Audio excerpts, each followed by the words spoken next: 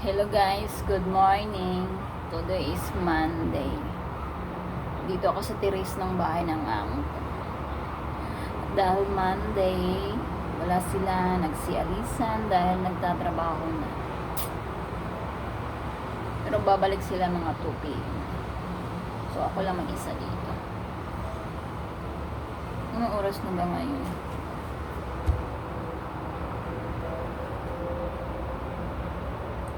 Alas 11 na? Sa morning pa? Kasi alas 11 pa. Kapi-kapi tayo mga guys. Hindi pala to kapi. Luya pala to, nilagang luya. Pakiramdam ko kasi magkakasakit ako. Ay, ayaw ko magkasakit kaya prevent muna tayo. Ika nga, prevention better than cure. Ayaw ko magkasakit. Ang ubo at sipon. Uso pa naman ngayon kasi init siya tapos bigla ang ulan. Kaya luya-luya muna tayo mga guys.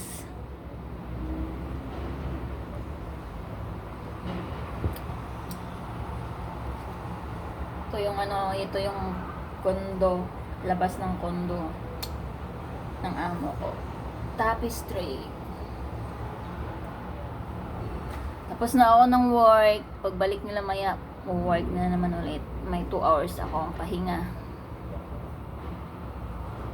Ayo ba guys, may pahinga ba kayo pagkatapos niyong mag-work? Mamaya pagbalik nila, paghahandan ko sila ng merienda. Yung amo kong babae magtsatsaa, yung mga alaga ko.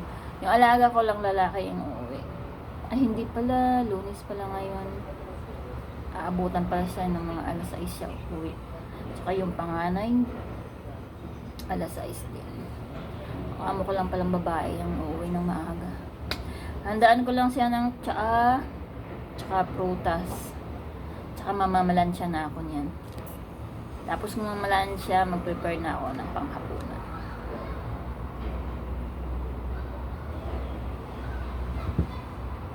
Wala sila kaya dire-diretso yung trabaho ko. Kaya ito ngayon, tapos na ako. Upo na muna. 2 oras. Tapos mag-prepare ng tanghalian ko. Charing! Tanghalian ko.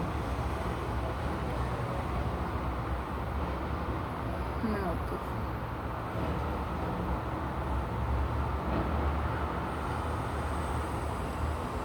Hi! What a beautiful day! Paglabas ng kondo namin na puro building.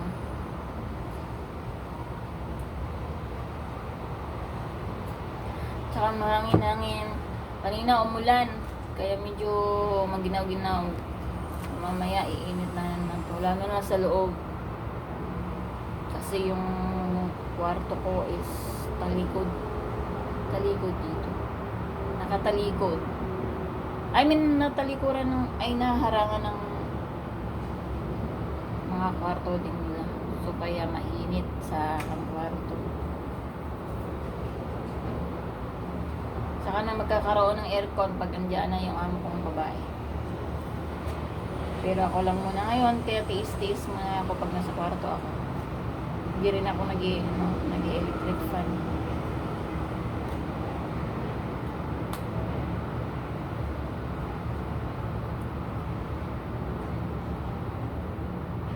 May bagong building na itatayo dito sa likod ng kondo ng Tapestry.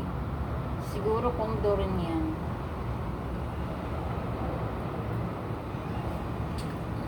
Malamang kondo din yan.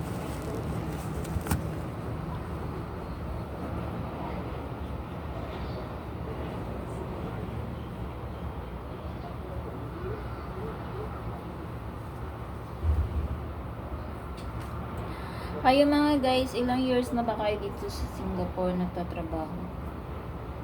Ako mag-8 years na next year. Next year, okay na naman ako next year. Pero wala pa masyadong ipon. Kasi nagsisimula pa akong mag-ipon eh. Kasi unang kontrata ko pangalawa, pangatlo, naging failed. Hindi naman naging failed. Kasi yung pera ko talaga noon, pinambili ko ng may goal kasi ako. So pinambili, bawat kontrata ko may pinaglaanan ako. Kaya panay ako ng padala. Hindi nagtira sa sarili.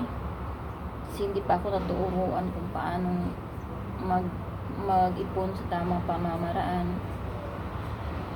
Panay ako ng padala kasi nga akala ko, kasi akala ko yung gusto kong mapundar is magkakatotoo. Kaya padala ko ng padala. Malaman ko na ipundar ko is ang pinapadala ko is napunta pala sa hindi magandang pamamaraan. Hindi pamamaraan, paraan. I mean, napunta sa wala. Winaldas lang pala yung pera ko. Saklap ko yan. Yung nag-iisip ka na akala mo yung pera mo may mapupuntahan. Pag uwi mo may makikita sa pera mo pinaghirapan dito. Tapos nga ka lang pala. Saklap. Hindi ka makatulog. Iyak ka mare. Buti na lang nagkaroon ako ng kaibigan na nasa IMG community. Tinuruan niya ako kung paano mag-ipon. Tinuruan niya ako kung paano mag-ipon sa tamang pamamaraan.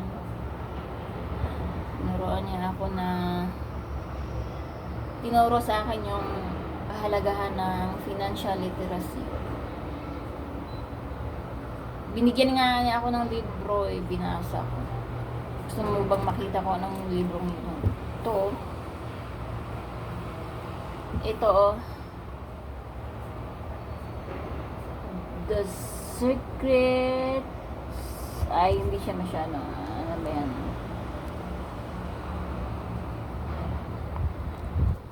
Ito. The Secret and Saving Building Your Future. Dahil dito natutunan ko paano mag-ipon ng tamang pamamaraan, at dahil dito yung perang nawala sa akin, unti-unting binabalik niya. Hindi naman lahat nabalik, pero unti-unti. At least nawala yung anxiety ko. Hindi ako nakakatulog dahil akala ko yung perang pinaghirapan ko ay nasa mabuting pamamara. Yung bagang naibili ko yung gusto ko, yung pinaplanong dapat mapundar. Akala ko doon napupunta yung pinapadala ko, hindi pala. Kaya dito. Saka, alam niyo bang kumpanya ito, matagal na to, 22 years na to. Kasi nagsimula doon yung 2002. Diba? Ano na ngayon, 2024. Isinilang ito noong March 2002. Ano na ngayon, August. Diba, 22 years na tong nagtuturo sa mga taong kagaya kong nawala ng pag-asa. Kagaya kong yung perang pinaghirapan ko ay nawala pala sa hindi maganda. Kaya ito, siguro kung di ko to nakilala, baka hanggang ngayon iiyak-iyak ako, di makatulog. Baka naisipan ko dito tumalon. Tumalon. Uy, may nangyayaring ganun yung mga di nakayanan talaga niya, na nagkaroon ng problemang tulad ng problema ko na nagtatrabaho ka ng balat butot. Ano ba yung tawag nun? Yung parang kayod ka ng kayod sa pagtatrabaho mo dahil may plano ka sa buhay, may goal ka. Tapos yun pala yung pinaghirapan mo, winaldas, pinag-iinom, pinagsusugal. Ang iba pinambababae pa. O di ba? Saklap nun. Kaya kung sino man yung may tawag to, kung sino may karanasan na tulad ko o yung mga sinabi ko na ganun. Tapos akala na wala ng pag-asa. Ito lang may pag-asa sa inyo. Ito lang makakatulong sa inyo. Pangako yan. Promise, ito nga. IMG. 12 million people na ang natulungan nito. Saka hindi lang basta-basta mga natutulungan nito naniniwala. May mga doktor, nurses, may mga engineer sa ibang bansa, may mga teacher, may mga taong nawala ng pag-asa. Iba nga, naisipan nilang magpakamatay. Akala nila kasi, sobrang na sila sa problema nila. Buti na lang nakilala nila at natulungan sa nito at kinakabawi. Ang sarap-sarap ng makalang pakiramdam sa akala nila wala silang pag-asa. Ito lang talaga.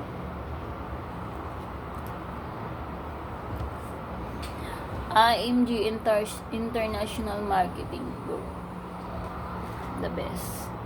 IMG, maraming salamat na kilala kita. Tsaka pinagdasal ko kaya to na sana magkaroon ako ng may paraan akong makabawi at makapag-ipon. Ito nga binigay ni God sa akin. Hindi man nabawi ko lahat yung mga nawala sa akin, pero unti-unti niya yung binabalik. Dahil sa pag-iipon at pag-i-invest ko. Soon mag-4 na taon na ako. Iba nga, 12 years, 13 years. Tulungan dito ng IMG. Kaya kayo rin. Maniwala kayo. Pixman pala. Pixman. Mamatay man si Akech. Hindi ako nagsisinungaling, nanduloko ng bubula.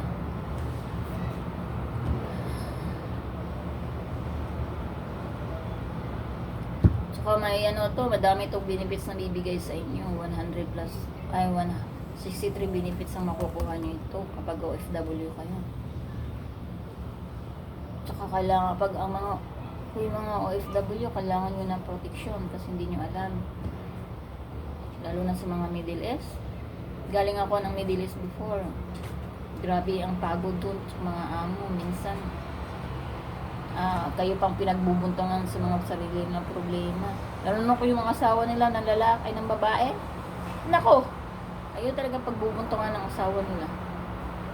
Kahit walang kahit malinis na yung bahay, tapos ka nang maglinis, ipapalinis pa ulit sa'yo.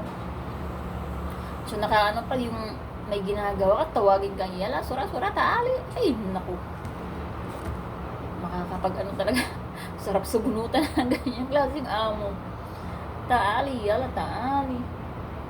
Tapos trabaho pa, pantrabahong lalaki. Yung magbubuhat ka ng karapit na pagkabigat-bigat o kaya yung galing sa pamamalingkis. Tapos tawagin ka magbuhat ng isang sakong bigas. Ano akala nila sa'yo? Masuna? Naranasan ko yung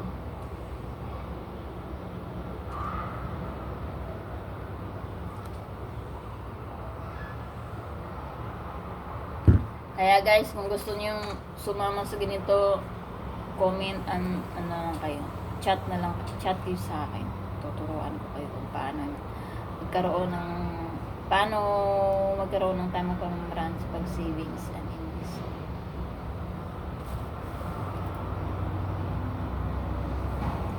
Babo na kasi mag-aalos na ako. Iinitin ko na yung pagkain ko. Iinitin.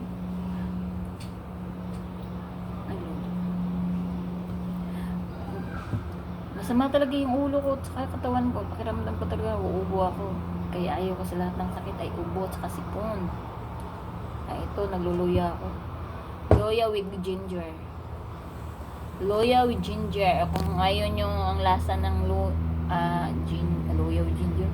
Luya with ginger, giata. Tagalog lang pa yan. In English ko lang pala yung Tagalog na yun. Ibig sabihin, luya with garlic. Tapos kung ayan na yung lasa na may garlic, lagyan nyo ng ano, lagyan nyo ng honey. Tulad ng ginawa ko yun. Luya with garlic and honey. Yung pure na honey, yung walang halong asukal. Yung tunay, ay dito, pinag-ano na naman dito. Pakiramdam ako magkakasakit, magkakasipon, ubo ako dito. Para siyang sinus na parang may bumabara. Pero hindi pa naman ako no. Hindi, wala pa akong sipon, wala pa. Pakiramdam ko lang. Pero bago nangyari yun, inom muna tayo ng gamot. Herbal herbs. Hindi kasi ako may inom ng gamot ng ano, kaya herbal muna tayo. Para di tuluyang magkasakit. Prevention better than diba?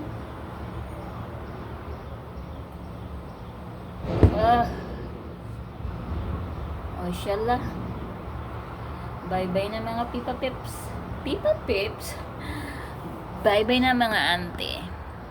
Bye!